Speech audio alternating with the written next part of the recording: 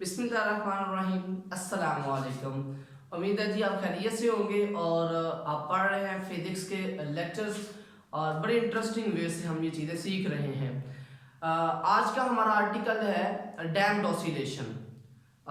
Damped oscillation से पहले हम डैम्प वर्ड पढ़ लेंगे और उसके बाद आप ऑसिलेशंस के बारे में सीख लेंगे, बल्कि ऑसिलेशंस के बारे में आप ऑलरेडी सीख चुके हुए हैं। ऑसिलेशंस क्या होती हैं? ऑसिलेशंस बेसिकली आपके पास आ जाती हैं to and fro motion of a body. आप उर्फे आम में इसे वाइब्रेटरी मोशन भी कहते हैं। अब डैम्ड से क्या मुराद है? डैम्ड से मतलब होता है आप किसी चीज को रोक रहे हैं। तो डैम्ड ऑसिलेशन से क्या मुराद है?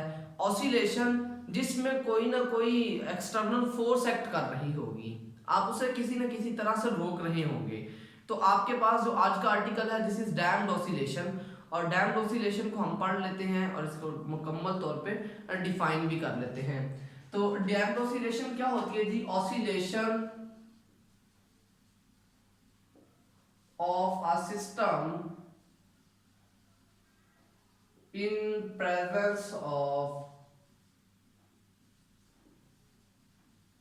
some resistive media or force। अच्छा जी, हम देख रहे हैं कि आपने डेफिनेशन आप सीधी लिख दी है। Oscillation of a system in presence of some resistive media. आपके पास कोई ना कोई रेजिस्टिव फोर्स है जिसके अंडर आप क्या कर रहे हैं? ऑसिलेशंस को पढ़ रहे हैं। अच्छा जी, पहले देखते हैं कि आपके पास फ्री ऑसिलेशंस कौन सी होती हैं। आपने जब ऑसिलेशंस की डेफिनेशन की थी तो आपने कहा था कि ये हमारे पास मीन पोजीशन है और जो ब्लैक डॉटेड लाइंस लगाई हैं मैंने, these are the extreme positions. आपकी बॉडी क्या करती है? मैं डॉटेड लाइन में ड्रॉ कर रहा हूं। मीन पोजीशन से एक्सट्रीम और एक्सट्रीम पोजीशन से मीन की तरफ जाती है। ये मैंने डॉटेड लाइन लगाई है क्योंकि मेरा कॉन्सेप्ट आज का डैम्ड ऑसिलेशन है, ना कि फ्री ऑसिलेशंस।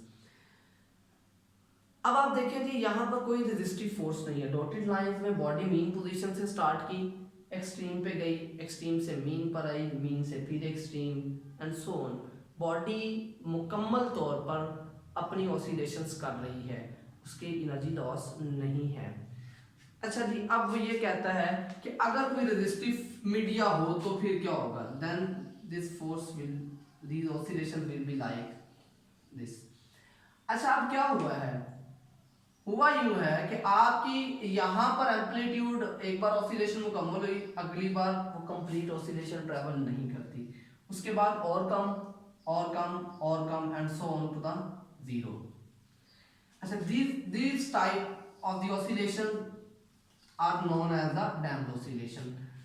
अब आप देखें जी, आपके पास हर ऑसिलेशन में बॉडी का जो एम्पलीट्यूड है वो कम हो गया है।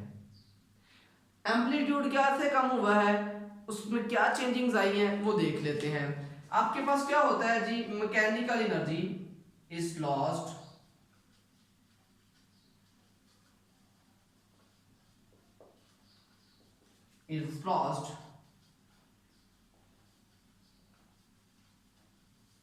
Frictional forces. आपके पास सिस्टम में कुछ ना कुछ फ्रिक्शन जरूर होती है। ऐसा बिल्कुल नहीं है कि हम 100% प्योर सिस्टम ले रहे हैं। सिस्टम में जो फ्रिक्शनल फोर्सेस होती है वो क्या करती हैं? वो आपकी बॉडी की ऑसिलेशंस को क्या कर देंगे जी? कम करती जाएंगी। ऑसिलेशन तो मे भी उतनी ही रहेगी, मे भी कम भी हो सकती हैं, लेकिन फ्रिक्शन क्या करती हैं? आपके सिस्टम की मैकेनिकल एनर्जी को कम कर देती हैं। मैकेनिकल एनर्जी जब सिस्टम की कम होगी तो हमारे पास क्या होगा?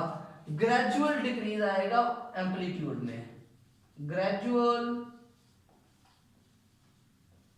Decrease in amplitude. एम्पलीट्यूड में आपके पास से ग्रेजुअल डिक्रीज आ जाता है। अच्छा जी, इसकी अब एप्लीकेशन कहाँ पर है? हर चीज अब जो कुछ भी पढ़ रहे होते हैं उसकी कुछ ना कुछ एप्लीकेशन तो जरूरी है। अच्छा जी, इसकी एप्लीकेशन की बात करते हैं। एप्लीकेशन में नंबर 1 पे मैं लिख रहा हूं शॉक अब्जॉर्बर।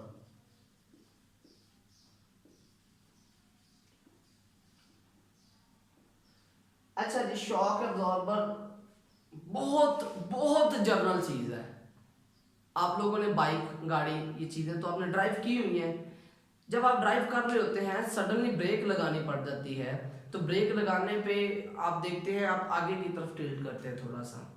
वो जो आगे की तरफ आपका टिल्ट करना होता है, वो क्या चीज़ शो करता है?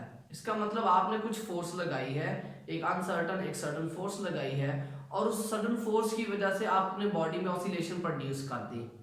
अब वो ऑसिलेशन, अब उसके बाद उसे क्या करना चाहिए? इस तरह से ऑसिलेट करता रहना चाहिए, लेकिन ऐसा नहीं होता। हमारे पास जो शॉक अब्जॉर्बर्स हैं उनमें नॉर्मली ऑयल फिल किया होता है। शॉक अब्जॉर्बर के अंदर क्या होता है? स्प्रिंग लगा होता है।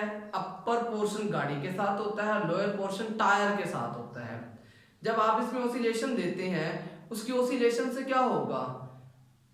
ऑसिलेशंस प्रोड्यूस तो होंगी, लेकिन उस शॉक अब्जॉर्बर में हमने लगाया होता है oil.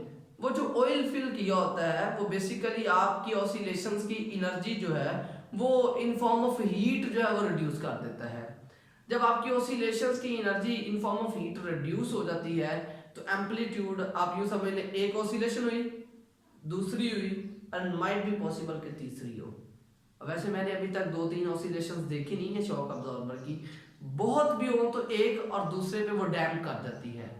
This is purely an application of damped oscillation. अगर ऐसा ना हो, आप डैम्प ना कर सकते होते, तो आपके पास ड्राइव करते हुए आपकी गाड़ियां जो हैं वो यूं यूं ऑसिलेट कर रही होती हैं। तो जी student, this was all about the damped oscillation, and hopes हो कि आप लोगों ने इसको एंजॉय किया होगा। अपना बहुत ज़्यादा ख्याल रखिएगा। अल्लाह हाफिज़।